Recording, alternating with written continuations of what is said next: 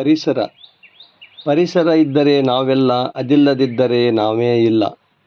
ಬದುಕಲಾದರೂ ನಾವೆಲ್ಲ ಉಳಿಸೋಣ ಬೆಳೆಸೋಣ ಪರಿಸರವನ್ನು.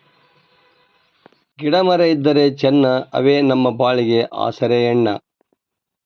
ಹಸಿರೇ ಉಸಿರಣ್ಣ, ಅದಿಲ್ಲದಿದ್ದರೆ ನಮ್ಮ ಬಾಳೆ ಶೂನ್ಯವಣ್ಣ.